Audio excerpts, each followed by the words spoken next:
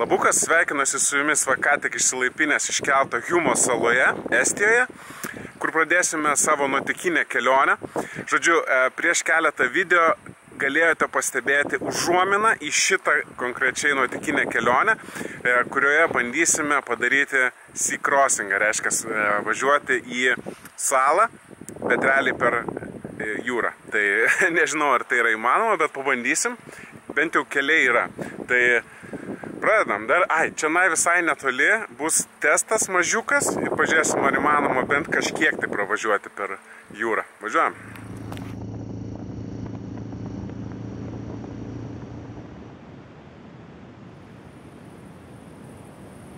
Žodžiu, nepavyks, nes žmogus užsitvėręs plytą. Aš dar pabandysiu per pakrantę, per aplinkui, bet jaučiu, kad šitą teks skipint. Važiuosim toliau. Žodžiu, važiuoti pakrantę neišeina, nes yra melda ir toks dumblas, tai skipinam šitą dalį, važiuojam ieškoti kempo ir pradedam rytoj.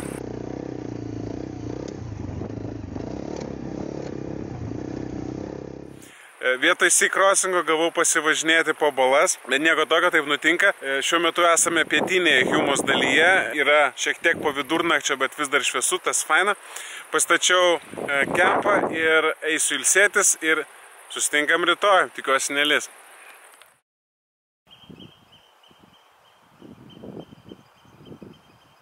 Labas rytas, dabar jau yra antra diena, aš jau kempą susitvarkiau ir pasiruošęs judėti. Šiandieną yra 100 kilometrų, jūra, bekelė, todėl neužbėgsiu įvykiam už akių ir tiesiog važiuojam.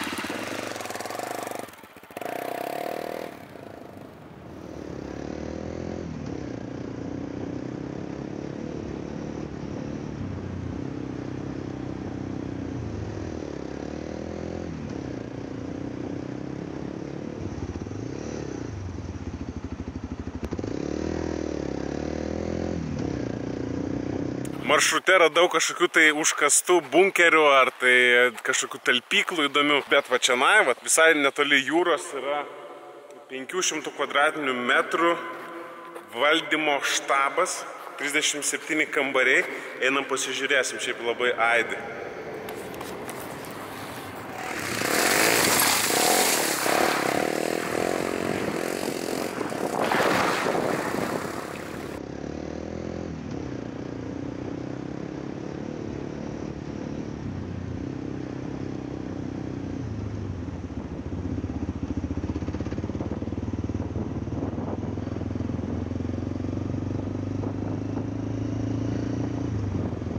Taigi, turime pirmąjį šios kelionės švyturį, jis yra Tahkūnos švyturys šiaurinėje Humos dalyje.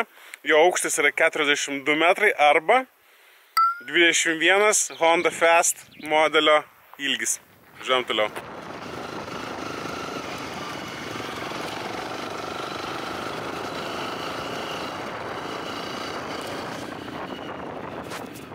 Sekantis švyturys yra Ristno švyturys, kuris pagal skalę yra lygiai 15 Hondų.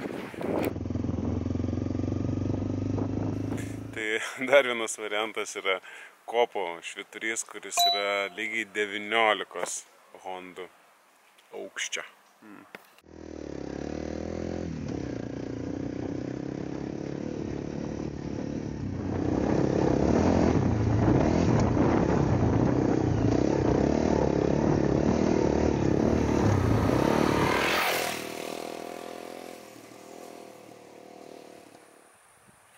Dar vienas čianai pietiniai daly, kuris yra tik tai 8,5 Hondo aukščio. Na ir paskutinis švyturys yra šitas Sorų švyturys, kuris yra tik juokingos 5 Hondos pagal Hondos skalę. Puikiai žinia, spėjau paskutinį keltą, kuris atplauks po maždaug pusvalandžio.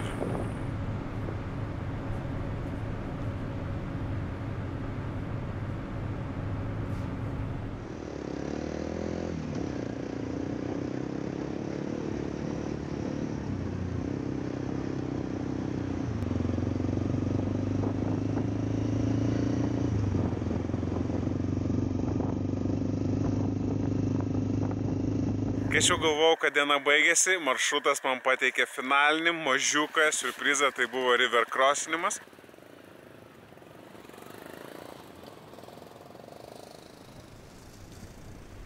ir tada pradėjo smarkiai lyti ir aš pradėjau ieškoti vietos.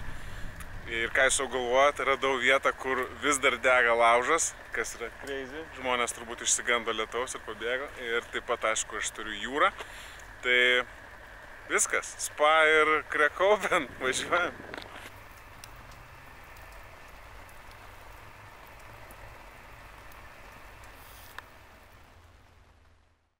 Labas rytas, dabar jau yra ta 3 diena. Sveikinuosi su jumis iš maždaug vakarinės Saremos salos dalies.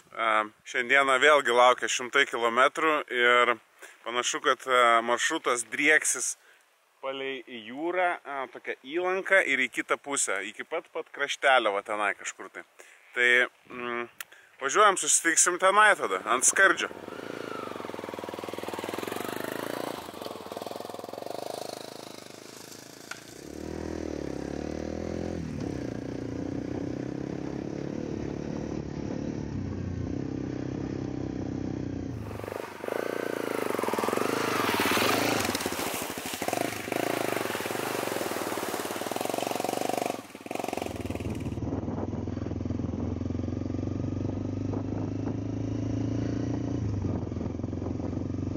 Taigi esame vakarinėje Saremos salos dalyje, va čianai, šiek tiek aukščiau yra Vilsandi sala, jie driekiasi 5 km haikinimo maršrutas, jis kelis kartus kerta jūrą ir vieną kartą farvatorių, vandens kelią.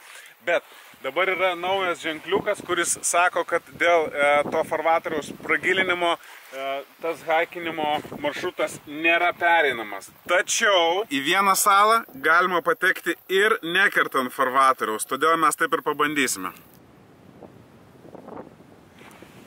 Na ir štai, va tai atrodo tas pirmasis kirtimas.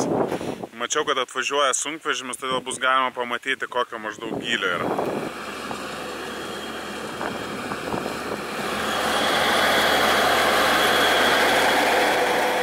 Pašnekėjau su jaunimu, sakė, kad giliausiai vietoj vandens yra iki juosmens. Hondai oro paėmimas yra po sėdynę, todėl tai būtų pilnai panirus. Giliausios vietos nevažiuosime, bet va šitą dalį, kur važiavo sunkvežimis, manau, mes pravažiuojam, užsičekinam Sea Crossingą ir važiuojam toliau. Važiuojam.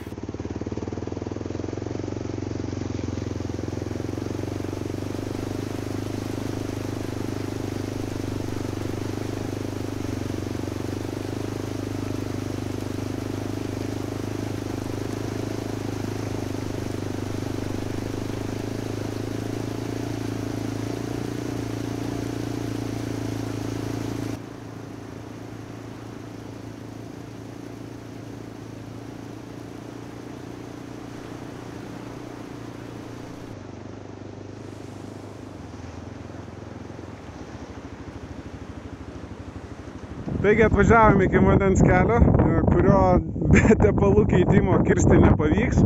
Bet jei turite motociklą, kurio oro paėmimas yra aukščiau juosmens, aš labai norėčiau pamatyti, kaip kažkas pravažiuoja šitą. Neneigsiu, šiek tiek nedrąsu važiuoti, kai vandens spėjau, iki Čenaivo buvo. Bet vis kažkaip reikės grįžti, tai dabar važiuojam atgal.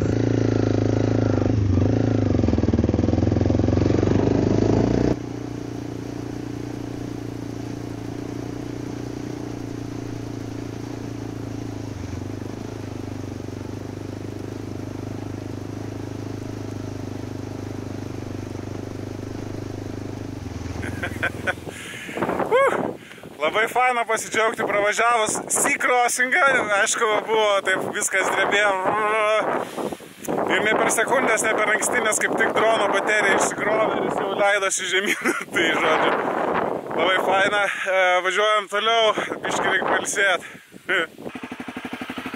Šiuo metu važiuojame Tet Estijos dalį, Saremos saloje ir kažkodėl man atrodo, kad čia nieks nevažiuoja.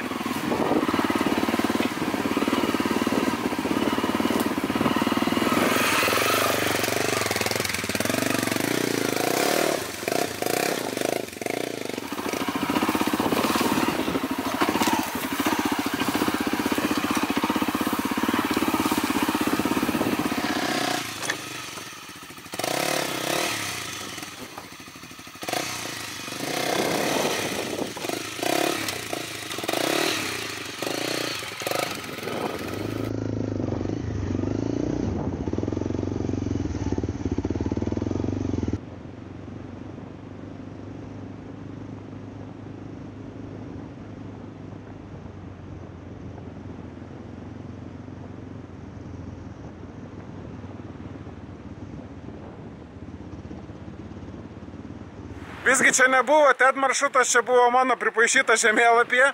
Bet pabaigoje yra siurprizas, tai yra trial zona. Trial varžybų tikslas yra pravažiuoti sudėtingą tokį technišką maršrutą, nepadėjus kojas arba nenulipus, nenugriuvus nuo motociklo. Tai dabar aš bandysiu pravažiuoti šitą maršrutą, kurį matote ekrane, labai sudėtingas, pavojingas nemažiau. Ir tikiuosi man pavyks, važiuojam. An incredible lineup for the first heat of the second round. 3 of X-Trail's top 4 fighting it out for only one available place in the grand final. Mark dropped for footing there, left foot goes down. Fajardo struggled at this point of the section as well. Went on to slip off his trunk and down to a 5-mark score. Dangerous area that caught out Jerónimo Fajardo and Jaime Busto. Now we'll see what he can do about this step. Adam Raga made it through clean. Can Bincaz do the same? Assistant watching on, up goes Bincaz. Everett's status is even bigger now. Just 1 mark dropped so far in section number 3. Final step to go, within touching distance of a place in the grand final. Just needs to avoid errors here. Remember, Benoit Bincaz fell at the final hurdle. Final step for a place in the grand final. He's done it! Turim rezultatus, 2 baudos taškai. Gaila nepavyko pravažiuoti viso maršruto švariai, nes po pirmo važiavimo atvažiavo žmogus, paprašė daugiau čia nebevažinėti. Tai užfiksuojam tokį ir važiuojam toliau.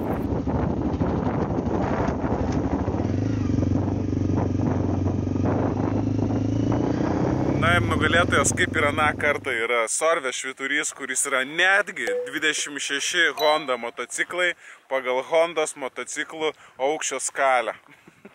Na ir dienos pabaigai, ar žinojote, kad Saremos saloje yra multidisciplininė motokroso trasa, kurioje galima važiuoti ne tik tradicinį motokrosą, bet ir enduro motokrosą. O taip pat hill climbinti mažą kalną arba, jeigu esate tikrai patyrę, hill climbinti didelį kalną. Tai tiek šiai dienai, aš važiuoju į kempą ir susitinkam rytoj. Labas rytas, dabar yra 4. kelionės diena, mes esame Muhu saloje. Iki finišo lieka mažiau nei 100 km, bet nuotykiai dar nesibaigia, nes va tenai už manęs yra Koinatsu sala, į kurią driekėsi 2,5 km ilgio sea crossingas. Tiesa, aš nežinau, ar jo pavyks važiuoti, ar jisai nėra labai gilus ir panašiai, bet bandom važiuoti. Taigi esame prie starto. Štai jis šiandien. Šiaip atrodo gerai, nes gruntas gan kietas. Vanduo ramus, matosi, kai kur yra nusekęs, tai nelieka nieko kito, kaip tik tai važiuoti. 2 km, river crossinimas, gali tekti sušlapt, galbūt ne. Važiuojam.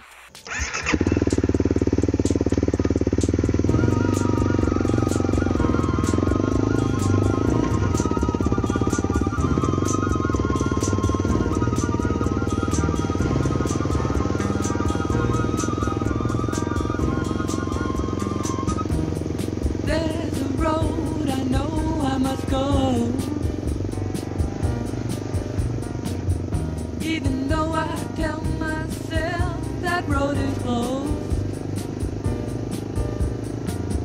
it's a lonely seabird. You've been away from land too long, far too long. I don't listen to the news no more. Like an unwound lock, I just don't seem to care. This world isn't big enough to keep me away from you. Oh, from you. Taigi pasiekėme Koinatsu salą. Štai čia. Galiu pasakyti tik tai vieną. Šitas vandens kelias yra pasaka. Jis nerealu važiuoja, blizga viskas kaip ant veidrodžio. Labai nekantrauju važiuoti atgal. Bet prieš tai važiuokime į Koinatsu salos patį galą, pasižiūrėsim švyturį.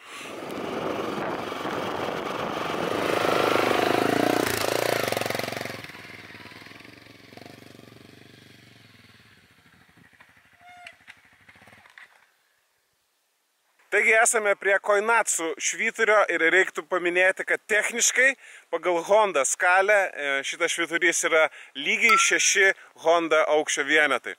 Bet užteks juokauti, grįžkime prie Sea Crossingo.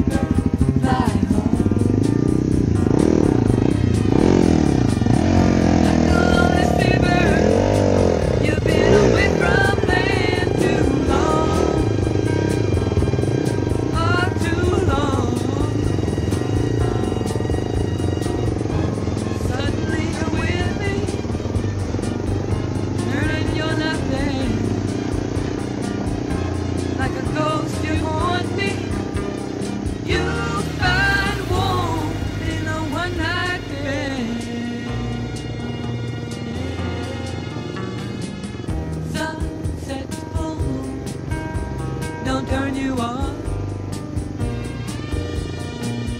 like an untied dog, you just have to run like a lonely seabird. You've been away from land too long, oh not too long. Little seabird, seabird, seabird, fly home.